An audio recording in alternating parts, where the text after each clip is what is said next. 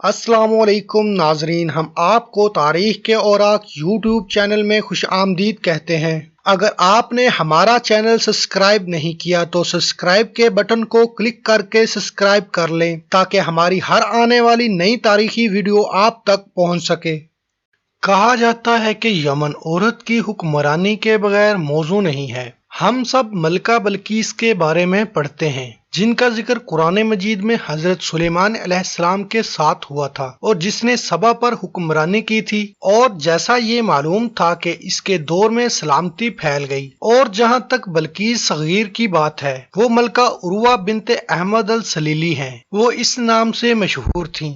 ملکہ عروہ نے 4 عشروں تک یمن پر حکمرانی کی، جس کے دور حکمرانی میں سیاسی استحکام تھا اور امن و امان تھا اور قبائلی اختلافات ختم ہوئے۔ عروہ بنت احمد یمن کی ریاست السیلیہ کی ملکہ اور تاریخ اسلام کی وہ پہلی ملکہ عورت تھیں جو تخت نشین ہوئیں۔ ان کو آزاد عورت، فری لیڈی کے نام سے بھی جانا جاتا ہے۔ ان کا پورا نام عروہ بنت احمد بن محمد بن جعفر تھا۔ عروہ بنت احمد ایک اسماعیلی خاتون تھیں۔ یہ احمد بن علی سیلی کی اہلیہ تھیں، جو یمن میں ریاست السیلیہ کے آخری بادشاہ تھے۔ اسلام میں اقتدار کا عہدہ سنبھالنے والی پہلی خاتون، یمنی ملکہ جس نے کارکردگی اور آسانی کے ساتھ ملک کے معاملات سنبھالے تھے۔ اس نے اپنے دشمنوں کا مقابلہ حکمت اور جرأت کے ساتھ کیا تھا۔ یمن کے شواہد اب بھی اس کی حکمرانی اور حکمت کی داستان سناتے ہیں۔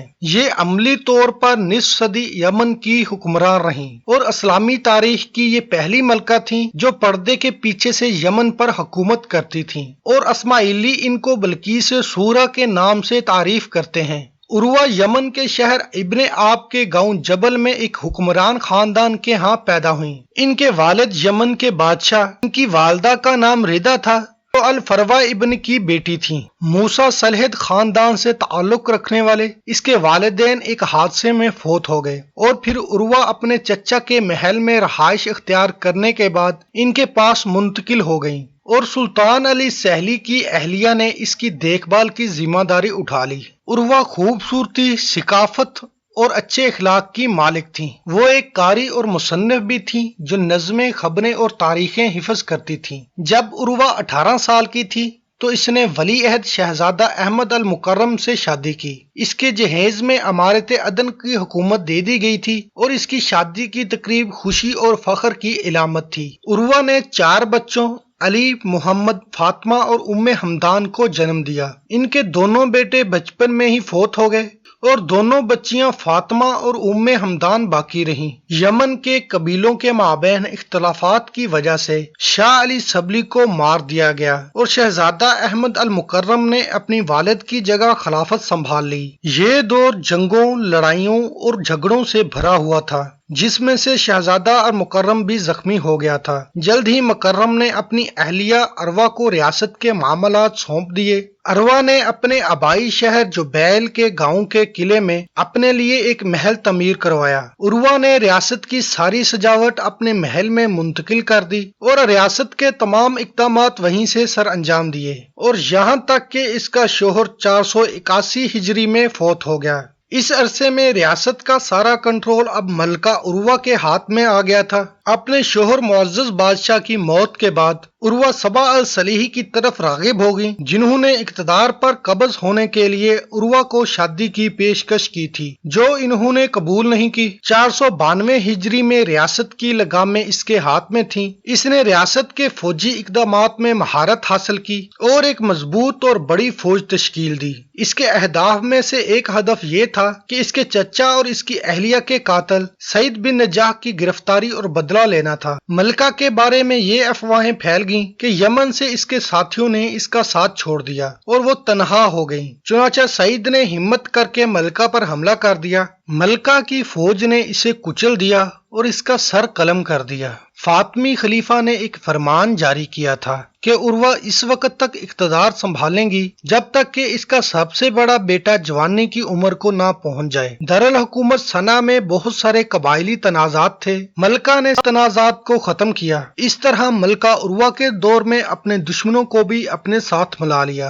اور انصاف اور بھائی چارہ قائم کیا، کیونکہ اس نے رواداری، اخوت اور آزادی وادی کی عبادت کے اصولوں پر حکمرانی کی تھی۔ ملک خوشحال ہو گیا اور معاشی خوشحالی غالب آ گئی۔ ملکہ عروہ نے اپنے تمام زیورات مصر کے فاطمی خلیفہ کو عطیہ کیے تھے اور اسے ہندوستان میں اسلام پھیلانے کی سفارش کی تھی۔ اس کے دور حکومت کے آخر میں کچھ امارات نے اس کے خلاف بغاوت کی تھی، جس کی وجہ سے فاطمی خلیفہ نے اپنے نمائندے کی حیثیت سے ابن نجیب الدولہ کو بھیجا گیا، اور جب ابن نجیب 513 ہجری میں خلیفہ فاطمی کے ایلچی کے طور پر ریاست یمن پہنچا تو اس نے سن 513 ہجری میں باغی امارات کو خلیفہ کی اطاعت کا حکم دیا اور اس نے سرکش امارات کو محکوم کر لیا۔ عروہ نے اپنے دور حکومت میں حوصلہ افزائی کے لیے بہت کام کیے۔ فن تعمیر، اسکولوں، ہسپتالوں اور مساجد کے قیام پر زیادہ توجہ دی گئی۔ وہ 20 سال تک بغیر کسی مردانہ سلوک کے تنہا حکمران رہیں، تب تک جب تک ان کی موت فطری طور پر 92 سال کو ہوئی۔ اس طرح اس نے 50 سال سے زیادہ عرصے تک یمن پر حکمرانی کی۔ ملکہ عروہ کے کچھ کارنامے جو تاریخ میں آج بھی یاد کیے جاتے ہیں: انہوں نے خدمات کی سہولیات بنائی اور مویشیوں کے لیے ایک وقف کے طور پر بہت ساری زرعی اراضی بنائی۔ اس نے آبپاشی کے ذریعے جابلہ شہر کے تمام باشندوں کو پینے کا پانی پہاڑ کی چوٹی سے لے کر گھروں تک پہنچایا۔ اس نے سائنس اور علماء کرام میں دلچسپی لی، انہیں رہائش فراہم کی اور انہیں تنخواہیں دیں، اور جامع مسجد میں سائنس کے حلقوں کے قیام کا حکم دیا جس میں یمن کے تمام خطوں کے طلباء نے شرکت کی۔ ان کے دور حکومت میں ایک سیاسی استحکام کے نتیجے میں ایک زرعی اور تجارتی انقلاب برپا ہوا،